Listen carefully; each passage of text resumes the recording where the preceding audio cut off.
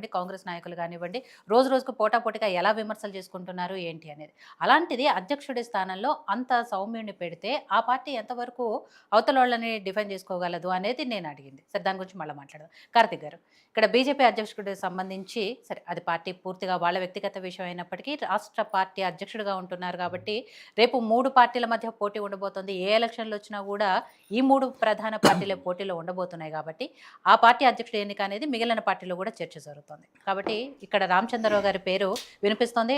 వినిపించడమే కాదు, ఆయనే మోస్ట్లీ 99.9% ఆయనే, లేదు 100% ఆయనే అనేది దాదాపు ఖరారైంది. కాబట్టి ఏం చెప్తారు ఆ విషయంలో?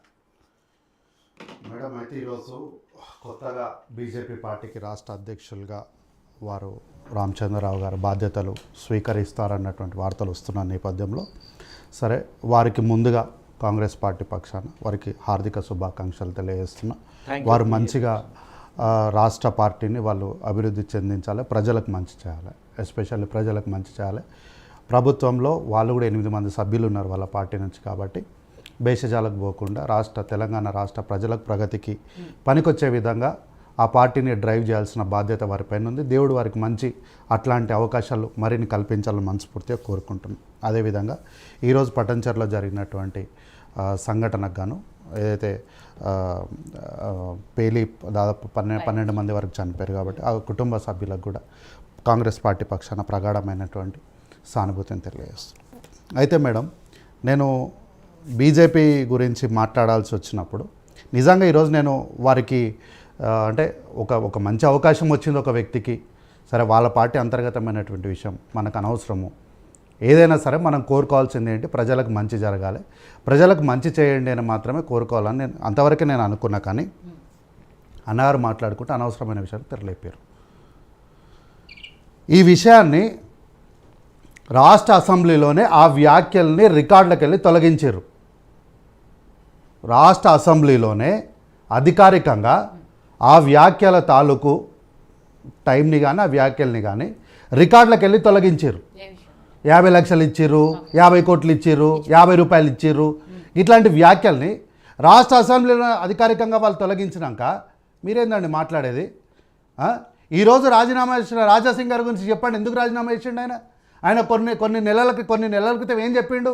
కొంతమంది వ్యక్తులు పర్టికులర్గా చెప్పిండు, ఆ వ్యాఖ్య చెప్పిండు, ఆయన ఆ పదం చెప్పిండు. నేను చెప్పను ఆ పదము, మీకు కావాలంటే వినిపిస్తా. వాళ్ళతోనే నేను కలిసి పనిచేయనని చెప్పిండు. ఈరోజు మీరు అవకాశం ఇచ్చిన ఎవరో మీరు చెప్పండి. ఇక అట్లాంటి వ్యక్తులతోనే పనిచేయడం నాకు ఇష్టం లేదు, నేను చెయ్యను అని ఆయన కరాఖండిగా చెప్పి ఆయన శాసనసభ్యుడిగా ఉండి రాజీనామా తీసి మొక్క మీద రాజీనామాను కొట్టి బయటకు వచ్చిండు. ఈరోజు మళ్ళీ మీరు ఏం మాట్లాడుతున్నారు? కాబట్టి ఏంటంటే అనవసరం మీరే మాట్లాడండి అన్న. మరి అలా మీరు మీరు ఎందుకు ఎత్తారు అసలు? ఎత్తాల్సిన అవసరమే ఉంది మీకు. రాష్ట్ర శాసనసభలో అధికారికంగా దాన్ని రికార్డులకు వెళ్ళి తొలగించినప్పుడు అసలు ఆ పదాల గురించి మీకేం ప్రామాణికం ఉంది? రుజువు చేస్తారా మీరు? కొంచెం మనసాక్షి ఉండాలి మాట్లాడడానికి. రికార్డ్స్ నుంచే తొలగించినప్పుడు ఇంకా బయట మాట్లాడాల్సిన అవసరం ఏముంది? అది మీరు రుజువు చేస్తారా? ఆయన అన్నమాట సైలెంట్ ఎందుకు పనిలోకి కూర్చున్నాం? మేమిద్దరం ఎందుకు కూర్చున్నాం? పనిలోకి కూర్చున్నామా? ఆయన మాట్లాడే మధ్యలో చేత కదా మాకు. ఆయన అభ్యంతరం ఎక్కడ వచ్చింది? ఏంది అభ్యంతరం? ఆయన అన్నప్పుడు నేను అభ్యంతరం పెట్టలేనా? రాజీనామాని ముఖం మీద కొట్టిండు మేడం. తీసి ఇచ్చి కొట్టిండు. ఆయన మాట్లాడినప్పుడు నేను మధ్యలో మాట్లాడలేనా? మాట్లాడడానికి ఆయన కన్నా గట్టిగా అరవాలేనా? ఆయన 50 లక్షల నుంచి నేను మధ్యలో ఎందుకు మాట్లాడాలి? దాని సంస్కారం అంటే 50 లక్షల కోట్లు అనుకోండి సార్, 50 లక్షల కోట్లు మధ్యలో మాట్లాడుతున్న సంస్కారం నీ పార్టీ నేర్పలే. నాకు నా పార్టీ నేర్పింది. నేను మౌనంగా కూర్చున్నా. నీకు సంస్కారం లేదు, నీ పార్టీకి సంస్కారం లేదు, నీ పార్టీకి ఏం లేదు అసలు. కాబట్టి ఈరోజు రాజీనామా చేస్తూ వారు కొన్ని వ్యాఖ్యలు చేశారు. ఆ వ్యాఖ్యలు మీరు ఎందుకు ఖండిస్తలేరు? తప్పు కాదని ఏంది? ఈరోజు మీరు రామచంద్రరావు గారికి ఏంది ఇచ్చారు? మీ పశ్చాపదాలు ఇంట్లో ఇప్పుడు మీరన్న మాటకే వద్దాం. రాజాసింగ్ గారు రాజీనామా చేసి ముఖం మీద కొట్టినట్టు. అవును. ఇదే పిసిసి అధ్యక్షుడు గారు రేవంత్ రెడ్డి గారు అయినప్పుడు రాజగోపాల్ రెడ్డి గారు కూడా వ్యతిరేకించి పార్టీ నుంచి బయటకు వచ్చారు, రాజీనామా చేశారు కదా. అప్పుడు ఆయన ముఖాన్ని కొట్టే బయటకు వచ్చారు. కొట్టే వచ్చారు మేడం, మరి ఎట్లా తీసుకున్నారు? బరాబర్ మీ కొట్టే పార్టీలోకి వచ్చారు, ఎట్లా తీసుకున్నారు? కొట్టే వచ్చారు. వాళ్ళ తర్వాత ఎందుకు కొట్టిరో మాకు వివరణ ఇచ్చారు. కొట్టిన దాన్ని వెనక్కి తీసుకున్నారు కాబట్టి పార్టీ అవకాశం ఇచ్చింది. మీరు ఒప్పుకోండి, కొట్టిరని ఒప్పుకోండి. మీరు ఒప్పుకోవడానికి ధైర్యం ఉండాలి మేడం, ఒప్పుకోనికే ధైర్యం ఉండాలి. బాటకు ముందు అబద్ధాలు చెప్తే పచ్చ అబద్ధాలని పచ్చ రోడ్ల ఉన్న పచ్చడి మాటలు ఇచ్చేది చెప్పొద్దు.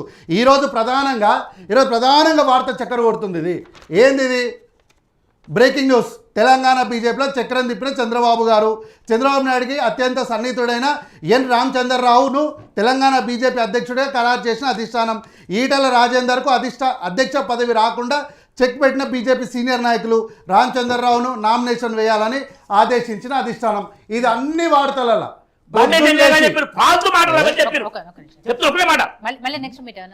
ఏం సంస్కారం నేర్పింది మేడం వాళ్ళకి? ఆ పార్టీ సంస్కారం లేదా పార్టీకి? అసలు చర్చలో ఒకరు మాట్లాడుతున్నారు, మధ్యలో మాట్లాడచ్చు. ఎవరు అబద్ధాలు మాట్లాడతారండి?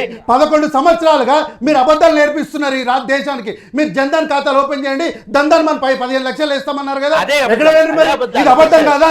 ఇది అబద్ధం కాదా? ఏడాదికి 2 కోట్ల ఉద్యోగం ఇస్తామన్నారు. ఎన్ని ఉద్యోగాలు ఇచ్చింది? ఇది అబద్ధం కాదా? కాబట్టి నేను అందుకే అంటున్నా, వారి పార్టీ వాళ్ళకు సంస్కారం నేర్పించలేదు, సంస్కారహీనంగా చర్చలలో ప్రవర్తించకూడదు. వారు మాట్లాడినప్పుడు యువతలు ఉన్న 3 సభ్యులు ఎందుకు మౌనంగా ఎందుకు కూర్చున్నారు? ఆ సంస్కారం నేర్చుకోవాలి. కాబట్టి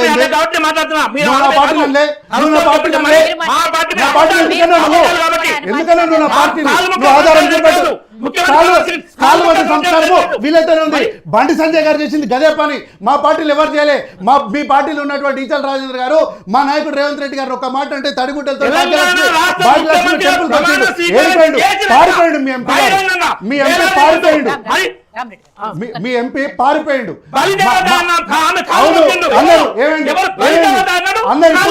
కట్టుబడి ఉన్నాం. ఇప్పుడు కూడా మాట కట్టుబడి ఉన్నాం.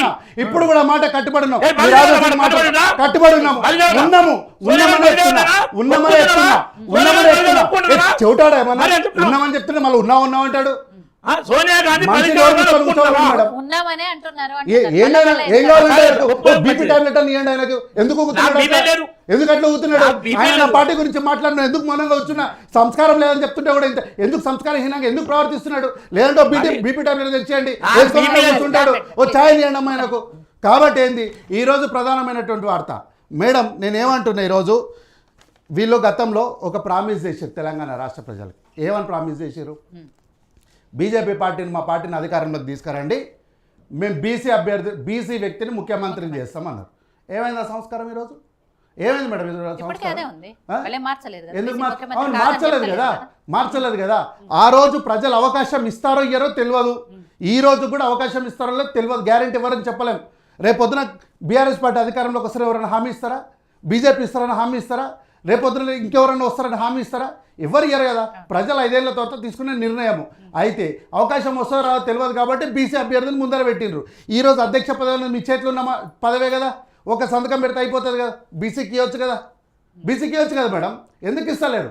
అట్లాగే శాసనసభ పక్షనేతగా బీసీకి ఇవ్వచ్చు కదా, అవకాశం ఉంది కదా. మీరు ఒక సంతకం పెడితే అయిపోతుంది కదా, దానికన్నా ప్రజలు ఓటేయాలన్నా? కాబట్టి ఏంటంటే మీరు అధికారంలోకి రావడానికి బీసీలను ముందు పెట్టి బీసీలను బలుపశువులు చేస్తారు. మీకు అవకాశం ఉన్నప్పుడు ఒక్క సంతకం పెడితే అయిపోయేటప్పుడు మాత్రం అగ్రవర్ణాలకు అవకాశం ఇస్తారు. ఇలా శాసనసభ పక్షాన్ని ఎవరు? కాంగ్రెస్ నుంచి వచ్చినాయన కాదా? 100 పార్టీలు తిరిగి వచ్చినాయన కాదా? వీళ్ళంటారు మళ్ళీ మా రేవంత్ రెడ్డి గారిని అంటారు. వీళ్ళ శాసనసభ పక్షాన్ని పీఆర్పీలో లేకుండే, కాంగ్రెస్లో లేకుండే, ఆయన 100 పార్టీలు తిరిగి రాలేదా? ఏముంది? లేకపోతే ఏం చేయాలి మరి? అందుకే అంటున్నా, ఆయన బీపీ టాబ్లెట్ వేసుకొని చర్చలు పూర్తిగా వినాలి. నేను అన్నది కూడా పీఆర్పీఏ, బీఆర్ఎస్ అనలే, టీఆర్ఎస్ అనలే. కాబట్టి ఏంది ఈరోజు మేడం, నేను ఈరోజు చెప్తున్న మాటని ఆన్ రికార్డ్గా లైబ్రరీలో పెట్టండి. ఎందుకంటే 2 సంవత్సరాల 8 నెలలు ఒకవేళ జమిలీ రాకపోతే సబ్జెక్టు కరెక్షన్లా మీరు ఈ వార్తను టెలికాస్ట్ చేయొచ్చు. ఏంటి తెలుసా?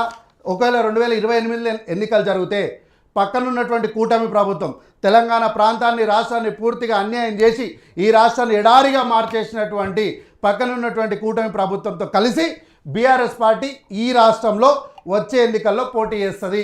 తద్వారా కాంగ్రెస్ పార్టీని ఓడించడానికి ఈ శక్తులన్నీ ఒకటైతాయి. కానీ ఈ శక్తులన్నిటిని కూడా 2009లో ఎట్లయితే ఓడించినామో అట్లాగే 2028 or 29 ఎప్పుడు ఎన్నికలు వచ్చినా కూడా ఈ కూటమి శక్తుల్ని మొత్తం మేము ఓడిస్తాం. కాబట్టి ఏంటంటే ఈరోజు మీకు అవకాశం ఉన్నప్పుడు ఎప్పుడు బీసీలకు అవకాశం ఇయ్యరు, మీకు అవకాశం ఉన్నప్పుడు ఎప్పుడు ఎస్సీలకు అవకాశం ఇయ్యరు, మీకు అవకాశం ఉన్నప్పుడు ఎస్టీలకు అవకాశం ఎప్పుడు ఇయ్యరు.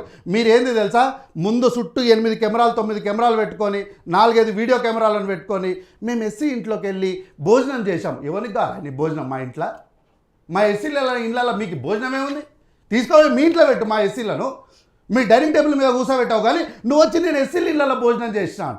భోజనం అని కింద కూర్చొని చేయాలి, నీకు బల్బ్ ఎక్కి మీద కూర్చొని చేస్తున్నావు. ఏనాడైనా ఒక్క ఎస్సీని నీ ఇంటికి తీసుకుపోయి నువ్వు కూర్చునే డైనింగ్ టేబుల్ మీద నువ్వు కూర్చోబెట్టి భోజనం చేయించినావా? కాబట్టి ఉట్టి కథలు ఈ రాష్ట్రానికి బీజేపీ పార్టీ చెప్పొద్దు. ఈ రాష్ట్రానికి ఎన్ని నిధులు తెచ్చిరంటే చెప్పరు, బనకచర్ల ప్రాజెక్టు నుంచి ఏమైందంటే చెప్పరు, ఈ రాష్ట్ర ప్రగతి ఏమైందంటే చెప్పరు. కానీ వీళ్ళకి ఏం కావాలంటే అర్జెంటుగా ఈడ పవర్ కావాలి.